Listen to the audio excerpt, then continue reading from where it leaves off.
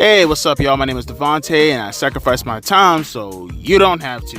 Timestamps are in the description box. Apparently, you have to say it like that so assholes can actually understand what you're saying and actually apply it. You can skip forward in the Smackdown review down in the description box if you don't want to listen to the intro. Alright, got it? Good. So, I want to try this out real quick. I mean, granted, again, obviously, I'm going to wait till I get 4,000 subs to do it in its fullest capacity. But we're going to go right back to answering some of the questions as far as your Q&A is considered. I think of this as a beta. Think of this as a beta project. Think of this as one of those transliterated alphabets that you would use in, Greek letters. Think of it as a military beta. Think of it as Sneeko. There are multiple ways you can use the word beta. Use it in the sense as if I'm talking about a beta version of the Q&A. So I found some questions on my YouTube studio, only like 4 of them. I'm not going to mention any of their names because I'm pretty sure they don't want me just shouting them out like that when they just wanted a direct answer from me in the community or inside the comments, excuse me. So here, check it out. We'll use these questions just to kind of gauge whether or not you guys want to do it again, and then we'll go from there. Sorry for the wind. I'm in my backyard right now, and I'm a-chilling, and I'm a-stealing your girl. That sounded like a lot better in my head. Okay, here, check it out. Some of these questions. Have I ever talked to anyone in the IWC? Not too many people. I argued with Brian Zane a couple of weeks ago. That Zicky guy from the NWA, I talked to him. Made a disparaging video, if you will, back in 2020, and he didn't sit well with him. He was like, yeah, you should come on my live stream, say all those things on my live stream. I didn't have the equipment though, so I couldn't do it. Who else? I talked to Yokozuna's, allegedly, I talked to Yokozuna's daughter after I made the video on him as far as the retrospective was considered back in 2021 after the Royal Rumble. I don't think I said anything bad about him, but apparently his daughter allegedly thought I said some bad things about him, making fun of me in the comments. Sean Ross Sapp showed up to a couple of my videos to let me tell you what you got wrong, sire. I think it was the Elias video when it came to his politics, and that referee that was in NXT that had a bunch of trouble with racism allegations. He's a Trump supporter, so therefore he's a racist. The guy that Joey Janela trolled. Anybody, small creators? I talked to Destructor. I mean, I wouldn't say talk, but I interacted. Is probably the best word. I interacted with Destructor a couple times. I interacted with Technical Work Rate Productions, Jay Rent, if I'm not mistaken. Obviously, Mungo Slade. I think that's it. As far as on the top of my head. I had Super Mega. They made a review about me in regards to one of my videos I did taking up for them. It was a fucking catastrophe, but it was a beautiful catastrophe. I love all those guys though. Who's the biggest person in wrestling I've ever interacted with? Gangrel. I actually told that story a few weeks ago, or a couple of months ago at this point now. But yeah, I talked to Gangrel back in what was it like it was like the first week of the year 2000. We went to a Raw, and I was able to kick it with Gangrel, and I was asking, can I touch his teeth to see that it was real, and that was pretty cool. Crash Holly I talked to probably like in 2001 at a house show. I didn't talk to him, let me not say that, but he did do the whole little put your head on the hand. You take your hand and you put on the kid's head and you go, look at you little whippersnapper. I didn't have hair at the time, so that was pretty weird. Rest in peace, Crash Holly. You're the GOAT. You're the GOAT, bro. Skibbity. You're the GOAT. I love you, Crash. Rest in peace, man. 24/7 all day. Christopher Daniels. Me and my brother interacted with Christopher Daniels and talked to him in like 04, 05 when we went to Universal Studios, and that was back in the days when TNA were doing like their shows out of the Universal Studios Orlando shit. But yeah, that's probably about it. Anyone who I like to collab with? Mungo Slade is probably the first one. Sendo's Robin 24 is a great YouTube channel also. I just got finished watching this Judgment Day 2005 review. One of the only true smarks that are left that I probably will go out of my way to go watch because I just love his analysis because it's very similar to mine's. I don't think I'd probably collaborate, and I don't have a problem with them, but people like OTRS Central or PS Power or guys like that, or even the guys that I mentioned earlier as far as who I liked and who I interacted with, I probably wouldn't want to collaborate with them because I don't feel it'd be a conversation. I would like to have a legitimate conversation about professional wrestling. I feel like Sanders or Mongo would probably be the best candidates to actually get a legitimate conversation started that I think would be very well versed, if you will. Och and this is probably the last much. Yeah, this will be the last question. Old channels I miss in wrestling. There's actually a couple who I don't see around anymore. Big Rat 310. He was awesome. I used to watch him a lot when I was in high school. RVD Tito, Bill and Doug. Those guys were awesome.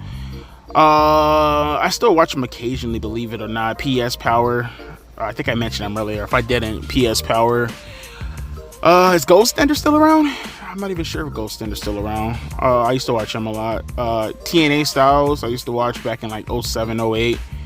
I don't know if he's still around, but Truth Slayer was that guy back then. Also, I used to love watching him. V was awesome. I used to watch him back in the days. Trademark 629. You know, I used to actually, this is back in the days when you had YouTube drama, but in wrestling, IWC drama. Remember that guy Spinnernet? Oh, that guy right there, man. He started a lot of shit back in the IWC back in the days.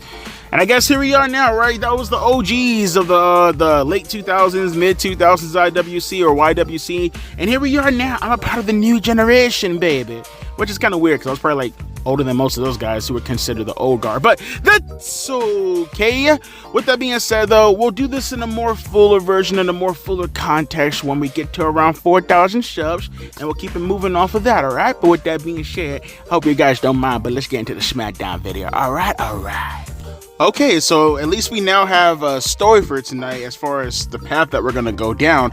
I hope they close out the show of AJ Styles, just so, I mean, either AJ Styles and whatever promo he's gonna cut, it was very, very somber. I'm not sure what they are alluding to.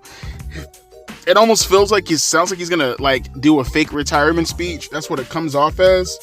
We'll see when we get there, but it kind of comes off like he's gonna retire or something.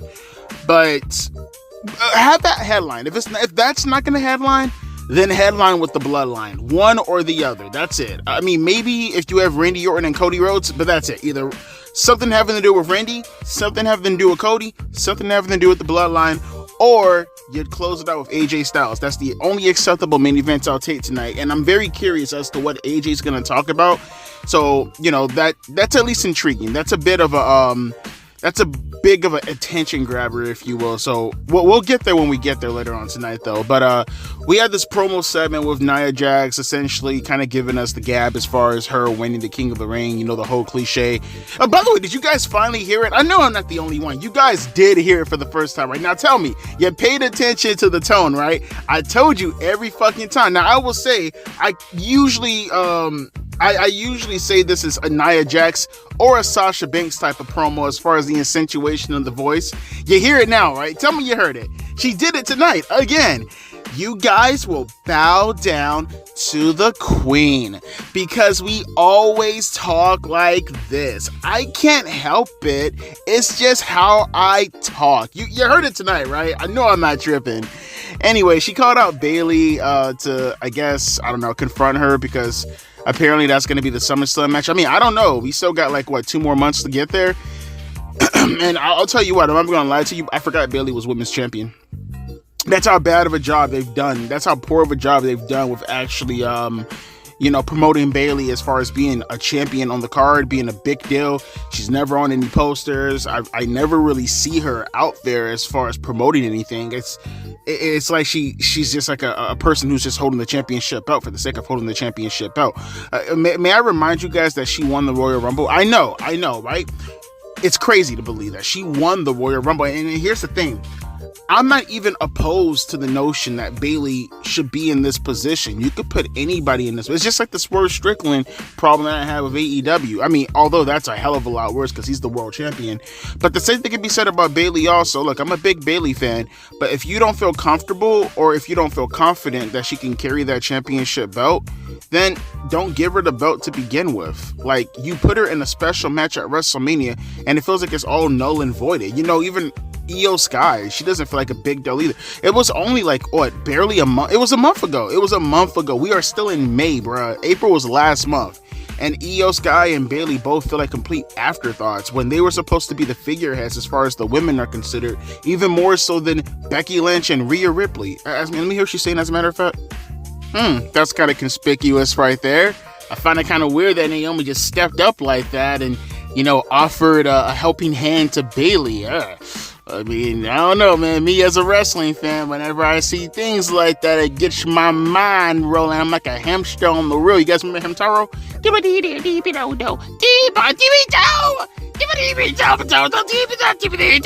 Hamtaro? Hamtaro? No one? Okay, whatever. But yeah, oh yeah, Bayley came out, and then she was attacked from behind via Piper Niven and Chelsea Green. They beat the fuck out of her, had her laid out in the ring, and then, you know, Piper Niven got in Nia Jax's face, and then Chelsea Green, and she was like, you know what? Don't worry about Bayley, because your challenger for SummerSlam is going to be Piper Niven. Ooh, voice crack. Ew. And then Nia Jax essentially rebutted back with, I don't give a damn who the champion is going to be going into SummerSlam. I'm going to beat her for that championship belt, essentially. That was it, right? And, you know, that was all over. And essentially what I hinted at just now, you know, you had Bayley getting checked out in the trainer's room, and Naomi just barged in. This just happened a few seconds ago. And again, Naomi just offered a helping hand to help out Bayley. I'm just gonna presume it's gonna be a tag team match with Bayley and Naomi taking on Piper Niven and Chelsea Green. That's what I presume is gonna happen. And again, if this is gonna lead to what seems like it's gonna be a heel turn from Naomi, I'm open to the idea. When was the last time Naomi was a heel? Like, fuck, over a decade? Only time I remember Naomi being a heel is when she was doing the Team Bad stuff with Sasha Banks, Mercedes Moné, and fucking Tamina. And that was like, what, 2015? I think? I could be wrong. Like 2014, 2015-ish, around that time? Probably 2015, because I think, because Bayley and Sasha had their match at Brooklyn in 2015. So yeah, 2015. So almost a decade since Naomi has been a heel. So I'm open to the idea. You know, I'm curious as to where they're going to go with this. So we'll keep an open mind, and we'll keep an open hand to see where that's going to go. So again, something else to look forward to. Is Naomi going to turn heel? We got AJ Styles. What's going to happen in regards to what he's talking about? What's going to happen with the Bloodline, Cody Rhodes, and his next challenger? So we got some things to look forward to tonight. I'm here for it, okay? Unlike AEW and watching just strictly just wrestling, we got some storylines that we're trying to consider and see what's going to happen going forward tonight. So keeping an open mind, keeping my brain so open, it's going to fall out of my head, and then it's going to fall on the floor, then the girl's going to pick it up and give me some brain. Okay, you get what I'm trying to say. Let's go. It's a tag team. Is it a tag team match? No. It's Austin Theory. No, wait. Is it Austin Theory or Grayson Waller? I can't tell them apart. Oh, it's Austin Theory taking on Tommaso Ciampa, Greg from Good Mike Word. No, wait. Is it Carl Anderson? The fuck, is it Christopher Daniels? Wait, is it Adam Pearce? I can't tell. Stone Cold Steve Austin? Nah, he's too popular to be in a match like this. All right, let's continue on. You see, I like this. This is what I'm talking about, man. Setting up stories, proper stories, so I have a reason to want to watch the wrestling. So now we had this match with Tommaso Ciampa versus Austin Theory, which it is what it is. It wasn't a bad match, but who cares about the match, right? Because this doesn't have any purpose at this moment, right? It's just a filler match to get to the point where we're going to get the tag team championship match between Austin Theory and Grayson Waller taking on Tommaso Ciampa and Johnny Gargano. But the match in itself just got a little bit more credible, if you will. You know why? Because there's an actual story attached to this now, right? So during the match, or during the finish, I guess, you had Austin, I don't know if it was Wade Barrett or Corey Graves, I can't remember. One of those two mentioned the fact that Austin Theory used to be with The Way, which was him and, you know, Johnny Gargano and Andy Hartwell, Candice LeRae, Dexter Lumis, wherever the fuck he's at right now, probably with Uncle Howdy, dead somewhere, I don't know, I don't care. That was the stable back in NXT a couple of years ago, right? That's how Austin Theory came up. Okay. The setup for it is fine, right? I like the story that they're telling. So Grayson Waller does this whole deal where he's calling out one of the announcers for saying, hey, how are you going to sit here and talk about him in The Way? They're old news. You know, the reason why he's even a star right now is because of the Grayson Waller, rub. And Austin Theory overheard that. And he was like, what the hell are you talking about? What do you mean it was you who gave me credibility again? And he was distracted, and he ended up getting rolled up by Tommaso Ciampa, right? So that's the story that they're going to tell. It looks like there might be a chance that you're talking about a heel turn from Naomi. It looks like Austin Theory may be turning into a babyface, and it looks like he might be linking back up with The Way, and that's why I kind of paused there when I was going to talk about earlier. That's not bad in the sense that there's a story attached to it. It's not bad that Austin Theory is probably going to try to find purpose again, because I think he does fit that role as far as being you know, that lovable baby face. Because if you listen to Austin Theory in real life, dude just comes off as a humble guy, little Southern boy. You know, I came up through the weeds, boy. I came up through the weeds, man. And you know, it fits his persona in real life, and I'm okay with that. My only problem with it is just that the story should be good. It's just one of those deals where it's like, I mean, isn't that kind of like regressing even further? So like, you go up against John Cena at WrestleMania and you beat him, then you kind of go down and now you're a tag team champion, and now you're going to go down again and then go right back to where you were in developmental. You know, there's a part of me that kind of looks at that and says that's a bit of a regression. You're taking 5 steps forward and 10 steps back. But you know what? At this point with Austin Theory, he's been such a lame ass project for the past couple of years, or I guess months, almost years at this point. I'm willing to try anything in order to help get the guy over. I'm willing to do anything in order to give him a reason to be on my television, because he's so fucking boring right now.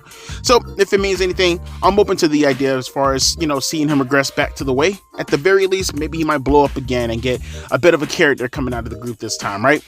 But after this right here, we had a bit of a develop a story, if you will. You had what's her name? I forgot her name. Fuck. Help me out here. Help me out. Oh, that's right. Soraya Hayter. Or is it Paige Hayter? It's kind of hard to tell. Well, whatever. This girl named Blair Davenport, which again, I think her name is Blair, but I think it's actually Soraya Hayter. I really can't tell.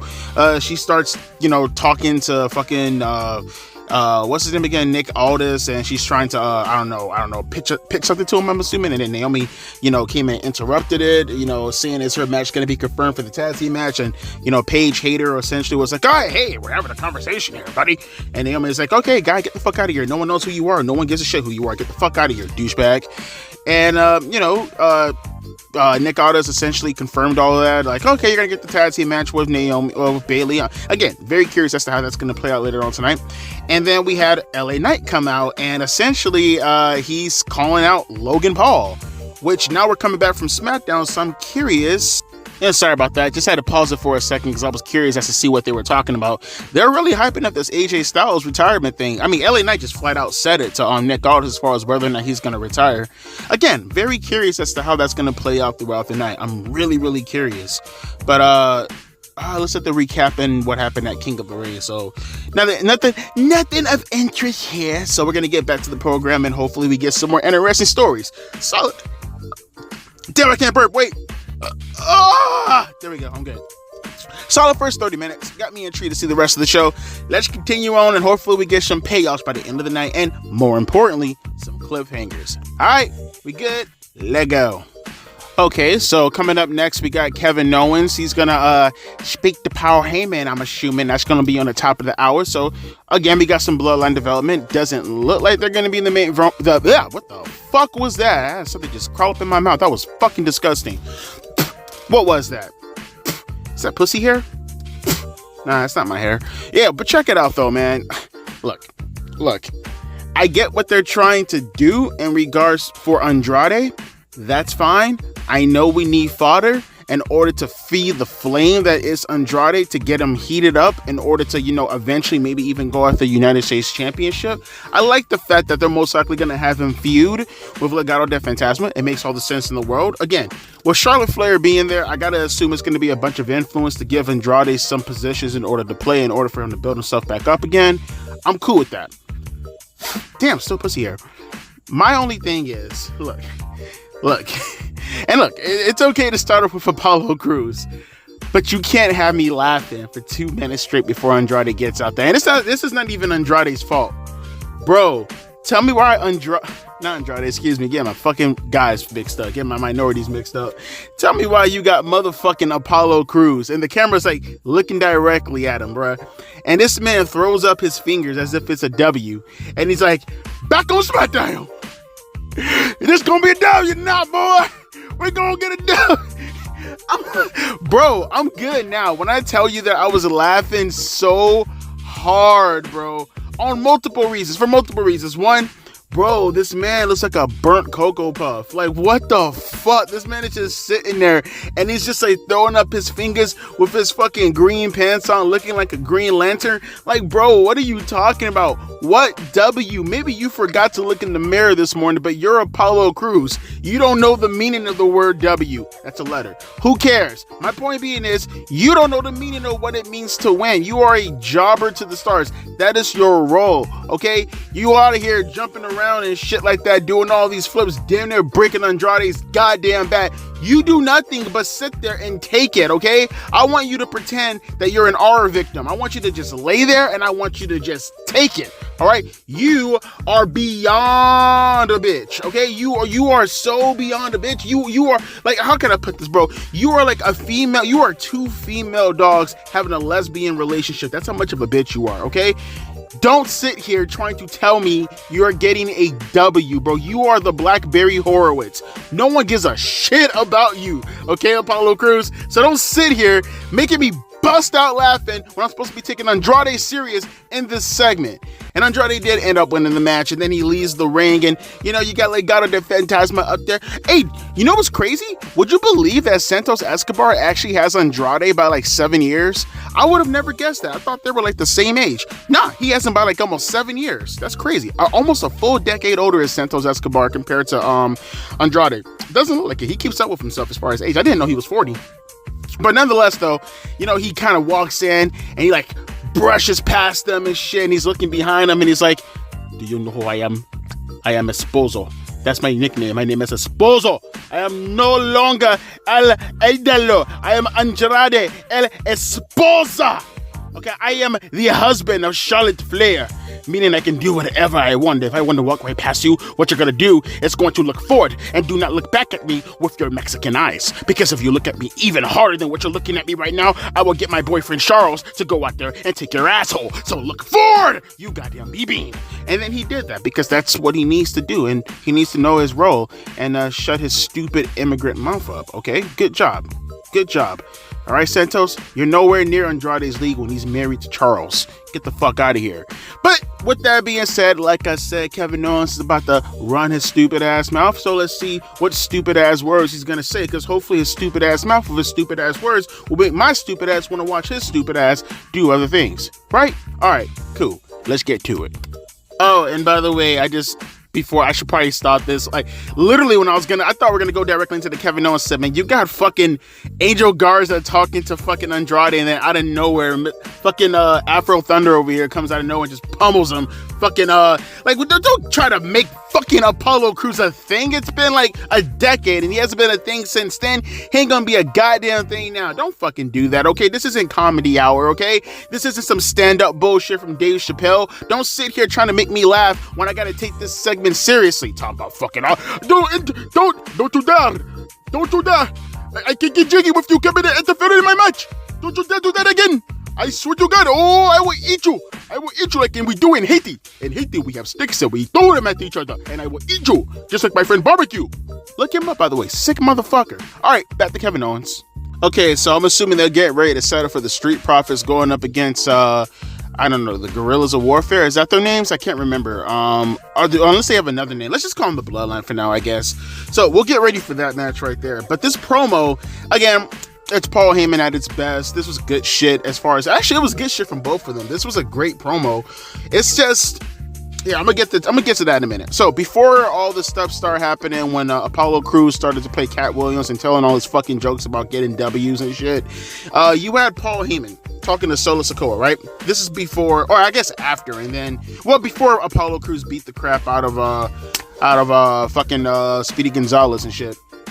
Right, you had Solo Sikoa and Paul Heyman talking backstage, and you know, Paul Heyman essentially was telling Solo Sikoa, hey man, look, you're good with the beatdown and stuff, and you're calling yourself a leader. I don't really have a problem with that. My only thing is, you know, you want to do a little bit of this thing called strategizing rather than just going out there and throwing Hail Marys every goddamn play. And Solo Sikoa, before he can even answer, Kevin Owens came out. This is before they went to commercial break, right? He told him to go out there to go handle it. So he goes out there, and Kevin Owens, he's just, shooting from the hip, brother. He's like talking all this stuff about taking out the Bloodline, and, Randy Orton, he's getting his knee checked on, so he's not going to be here this week, and all this other kind of stuff, right? Paul Heyman comes out, he interrupts the promo, right? He gets in the ring, he's all scared and cowardice and everything. Eventually, Kevin Owens tells him to get in the ring. He invites him inside it, right? And Paul Heyman is trying to sell the idea of the new Bloodline. Bloodline 2.0. Bloodline V2, brother man. And, he's trying to tell him how these guys are dangerous. And I can't help but think, the way he's describing them, God, imagine if the Bloodline were black, bro. I wonder how that would have actually came off. He's like calling them, he's like, they're dangerous, bloodthirsty thugs. Don't you understand? Kevin, I'm trying to save you. I'm trying to help you, and you're not listening to me. All right, these guys, I don't know who they are, okay? The Bloodline that you went up against with Roman Reigns, he had respect for you. He wouldn't do anything to go out of his way to take you out and harm your life, which is a bullshit lie, because he literally hit him, as Kevin Owens said, with a golf cart and threw him off of high things, and damn near tried to give him a concussion multiple times, and emotionally distort him with all the stuff that was going on with Sami Zayn. But apparently Kevin Owens has short-term memory, and apparently he just looks at the situation. He's like, well, I mean, that's just how professional wrestling goes. And those guys, they don't have my respect. These guys, they also try to kill me, but they try to kill me with respect. You're trying to say, yeah, these guys, they're trying to kill me. I ain't got no respect. They don't kill me with respect. They kill me because they just want to kill me. They gotta respectfully kill me. That's what he's essentially saying. It's so fucking dumb. And then Paul Heyman starts to get super animated. He's like, I'm a Hall of Famer. You're gonna listen to me because I'm trying to put you on game right now. These guys, they don't give a shit what happens to you, okay? When you went up against all my other old friends and Roman Reigns and all that other kind of stuff, we were trying our best to have a competition, if you will. These guys, they're bloodthirsty thugs. We haven't gone out of our way to vet any of them. They just so happen to be here. We didn't accept them initially into the Bloodline because they work for New Japan Pro Wrestling and they couldn't get out of their contracts, and that's Devontae saying this random shit right now. But I'm telling you right now, you don't know what you're getting yourself into. And he threw a microphone at him because and then Kevin Owens is looking at him, and he's about to do something before the Bloodline comes out. Then we start to ensue in a brawl, and these guys are beating the crap out of each other. Solo Sikoa and Kevin Owens battle themselves backstage, and now you have the match going on right now, which I'm actually watching it while doing commentary because that's what I do. Again, breathing, walking, blood still flowing through my veins. How does The Rock do with the whole little... Hey, believe it or not, I actually had to pause. That was me jacking off. Don't worry about that, though. Hey, but seriously, though, I get what he's trying to get at. I get what Paul Heyman's trying to tell me. The only problem with that is that you can't. And professional wrestlers do this a lot in professional wrestling today. It's not like the old days. You know what I mean? And this is when I think jobbers do play a solid part in professional wrestling. Right? This is the part when jobbers do their job thing, right? Because here's the deal. You can't try to sell me on the idea of Tonga and Camacho and all this other kind of stuff. These guys look like badasses. These guys carry themselves like badasses, but they lose. You can't have Tama go out there and lose to... And I get it, Randy Orton's a legend. It's not a bad thing to lose to Randy Orton. If you lose to Randy Orton, the fact that you're even in the ring with Randy Orton, it's always going to be a good day in the office, right? You're in the ring with a legend. That's not a bad thing. But... when you're consistently putting them in a position to look like losers, you can't try to sell me on this idea of them being savage monsters who can't be beaten. Yes, they win matches, but they're in a competition. I do not mind competition, but keep the competition for the pay-per-views. This is what I keep trying to say in regards to an AEW, especially with how they treat their big man. It's okay to go out there and do the wrestling. I don't mind the wrestling. I love wrestling. I say this all the time to the people who believe that all I want to see is sports entertainment. This is all sports entertainment at the end of the day, okay? But you have to give me a reason, okay? You got to give me something. There has to be a reason. Okay, I love using the Dragon Ball Z metaphor, right? I love using that. I love using it. Okay? You had to go out there and you had to throw out a Tien. You had to throw out a Chatsu. You had to throw out a Yamcha. You had to throw out a Krillin, okay? These guys had to go out there and get their asses demolished before you gave me a reason to want to see Goku eventually go out there and do his thing against the people that murdered most of his friends, right? That's how you do it. right? That's how you build people up. You have to have them destroy a bunch of people in a very convincing manner for a long time. You have to do angles to put them into a position where they look formidable, so the things that you say, it's not contradicted by the actions that preceded it and most likely the aftermath of it. If you want me to actually engage with the characters that you're putting over at the moment, then you have to have them perform in the manner of how you put them over. If supposedly the Bloodline are these bloodthirsty monsters, then do more of what you did with them and Kevin Owens a couple of weeks ago when they hit him in his car and it was a car accident, he was bloody and shit like that. Do more of that.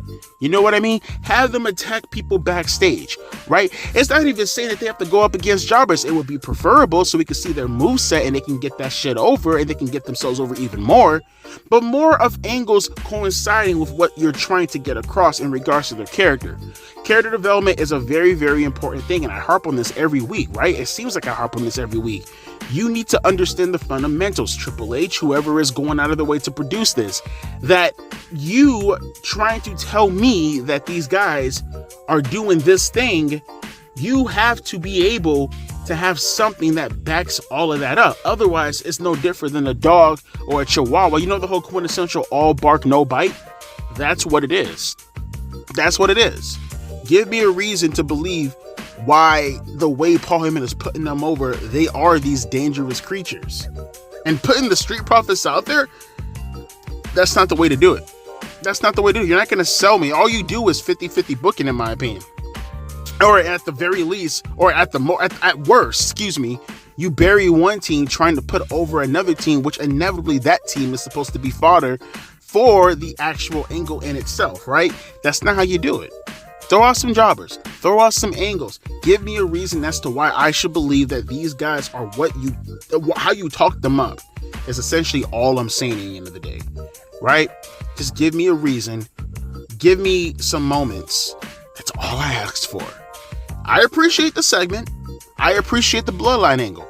I appreciate serving me up some new talent. I appreciate how they're positioning Solo. But you have to make them look credible. Otherwise, cutting the promo and throwing all these buzzwords upon them, that's what it is in the end of the day.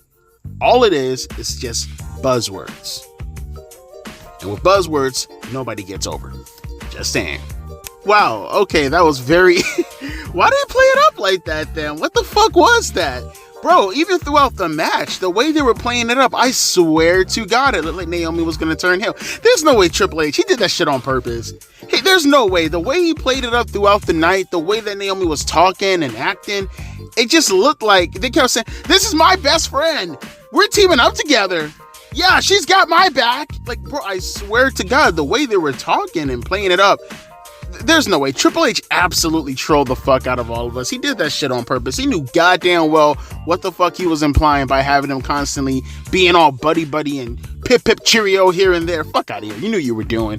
Regardless though, Naomi did lose the match to Chelsea Green, and I'm assuming this is just supposed to be filler to get Bayley eventually to Nia Jax. But hey, who knows? Maybe this is just something to kind of I don't know, maybe Naomi might still turn on her like when the time comes when Piper Niven inevitably drops to Bayley, but we'll get there when we get there, right? Coming up next, we do have AJ Styles. He's gonna cut the promo. I'm very curious as to what path this is gonna go down. You know, I did think of something, maybe, and I could be wrong, they got a couple of minutes of it. This could be a way to introduce Uncle Howdy. We'll see where we get there. I did hear rumors about Uncle Howdy finally appearing. There might be a chance that might be what they're alluding to or getting at, is that AJ is gonna be going up against Uncle Howdy. We'll see when we get there. I want to see how this promo is going to turn out. And they announced the card for next week. Bro, that card looks so fucking atrocious. Holy shit, bro. You have Tonga Loa, who's going to get anointed by Solo Sikoa. You got this universe mode ass kind of promo. Universe mode ass fucking booking where you're gonna have like one side of a tag team go up against the other side of the tag team with Tommaso Ciampa taking on Austin Theory. So next week it's gonna be Johnny Gargano taking on Grayson Waller, because of course that's how we book shows, just like fucking Universe Mode. And speaking of fucking Universe Mode, we also have a match next week of fucking Jade Cargill taking on what's her name? Indy Hartwell. Fucks given? None at all. So hey, again, we're getting ready. I'm very curious as to. By the way, that theme song for fucking Piper Niven and fucking Chelsea Green, that shit is fucking atrocious. What the hell is that fucking beginning when it came out? Coming out. It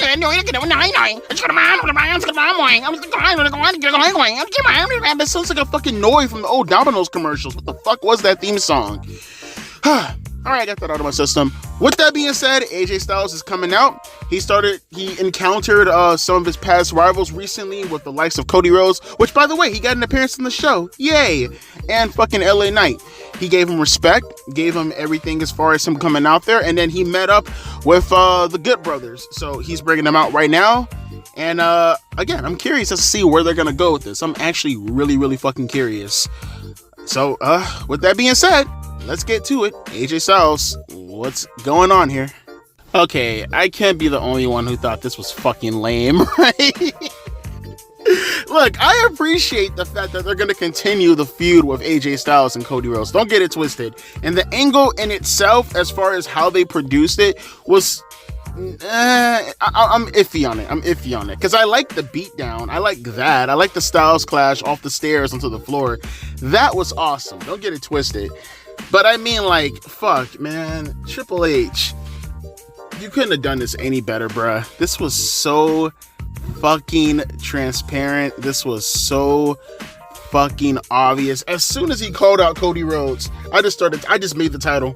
I just dropped the title. I'm pretty sure everybody's seen that, and you thought to yourselves, like, okay, I see where this is going. Okay, it's the whole Mark Henry stuff again, okay? It's the fake Mark Henry retirement shit. Okay, cool. I don't mind that. I don't mind that at all. You know, him coming out talking about his son and all this shit. We knew he wasn't really retiring. What I was hoping for, what I was planning on happening, was maybe the introduction of Uncle Howdy. That's what I was thinking. That's where my mind was at. I thought they were gonna go down a path where maybe Uncle Howdy was finally gonna make his debut, beat the crap out of AJ Styles, and maybe do something to Carl Anderson and Luke Gallows with AJ Styles watching. Right? That's where my mind went. My mind went to Uncle Howdy, but yet again, he's still not here. They're still running the stupid fucking QR codes. They're still running all this nonsense throughout. And I give up on the character as is, bro. I give up, honestly. I put the poll out, ironically enough, I put the poll out earlier today, and I was like, did you give up on Uncle Howdy? Can I just throw my 2 cents in there? If it were up to me, I'd be voting in the 1 section. I never really talk about this as far as my polls are considered, but the poll most of you guys voted in already. It would definitely be 1. That would be my vote. I've given up on the Uncle Howdy character. This is ridiculous. And, you know, like I said, this wasn't bad as far as, you know, how they did it necessarily. It was just so fucking predictable that it hurt. Like, it hurt. It was the complete opposite of Naomi and Bayley, where you kind of thought that Naomi was going to turn on Bayley because they were just playing it up way too much. Well, this right here was the complete opposite, where they got me, and as soon as Cody Rhodes came out, I'm like, okay, that's where we're going. Then Cody Rhodes started to raise his hand and, you know, take him to each side of the corner of the ring. I'm like, oh God, this is so painful. Just get it over with already. Fuck, man. And like I said, I'm hyped up to see another Cody Rhodes and AJ Styles match. That seems like the appropriate, you know, feud to continue. I don't mind that at all, right? That seems fucking awesome. I like that shit. That's cool. And hopefully we might even get a stipulation out of it. I mean, then again, it doesn't have to be a stipulation. They can just have another one-on-one match, and I'm cool with that. Those two fucking had probably one of my best. They had one of my favorite matches of the decade, honestly. I went back to watch that Backlash match like twice already. I fucking love that match. So if they even want to just have a one-on-one match, I'm fucking absolutely okay with that. That's not the problem. The match, the feud, I have no problem with that whatsoever. It's just the creativity that went into this was so fucking painfully fucking lame. That's the part that kills me. And one may say that Devontae, that's the path they had to go into in order to tell a decent story to kind of heat this up a little tiny bit. And okay, I will give you that. At the very least, now we're giving Cody Rhodes a bit of a purpose. Like, now he has a blood feud. Beforehand, he hasn't really had a blood feud since WrestleMania last month, right? After the stuff with Roman going directly into AJ and all that other kind of stuff, and then Logan, it's been pretty fucking lame. And to be quite frank with you, I probably wouldn't even gone to the Logan Paul stuff, but I get it. You know, I won't even say that. I guess in order to do this whole little segment, right, you had to kind of skip over Logan and kind of play up the whole AJ's going in the back of the line thing, and now he's aggravated, he's frustrated, he's pissed off. How the fuck you put AJ Styles in the back of a line? I get that's the mindset that they're gonna go into. I get that's what he was trying to, you know, essentially say without saying it. Who the fuck puts AJ Styles in the back of the line? So I guess maybe it was best suited to let Logan do his thing first, so you can kind of play it up. And they only feuded for like 2 weeks, so I guess it didn't harm anything. It didn't harm anybody. And like I said, in the end of the day, I'm happy that we're going to get more AJ and Cody. I just wish that the creativity that went into this would have been a little bit more substantial. It would have been a little bit more funner. I wish they would have threw us a curveball. I still think, honestly, like, it would have been really cool to have Uncle Howdy come out. Maybe that would have been a more sufficed plan as far as putting over the show, giving us something to talk about as far as a cliffhanger is considered. This right here, although it was a good angle in the sense that it was a fine beatdown, it's not what I would necessarily call a fantastic cliffhanger. It's not something that I would say is necessarily a hook, in the sense that it has me pumped up. I can't wait for next Friday. It's just one of those deals where it's like, okay, cool, they're gonna continue AJ and Cody. Okay, it's just business as usual, right? It wasn't horrible, but it wasn't anything that kept me captivated enough to want to tune in next week to see what's gonna be said or what's gonna happen. I'm pretty sure it's gonna be status quo.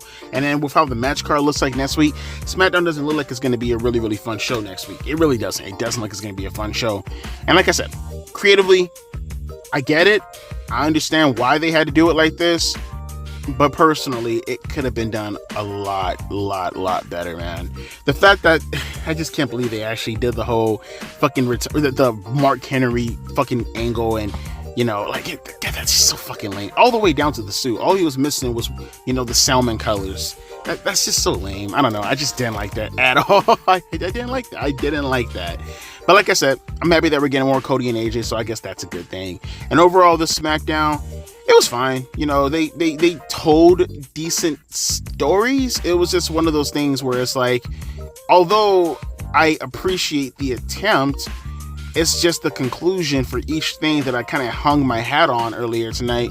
It kind of hit the mark, at least for me. Some of you guys may think differently. It hit the mark for me as far as, or missed the mark for me as far as getting me happy or wanting to engage with SmackDown even further.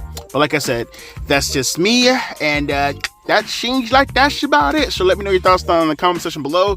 Do you feel that, I don't know, maybe Uncle Howdy probably should have came out so we could have had something more to talk about? Do you feel that, hey, I don't mind the Cody and AJ stuff, but this right here, you could have done this a lot better? Or are you just like, nah, I'm satisfied. It's Cody and AJ, and then, you know, yeah, that's never a bad thing. Let me know your thoughts down in the comment section below. As always, my name is Devontae, and I'll be catching you fine folks later. A deuces and a P-eyes.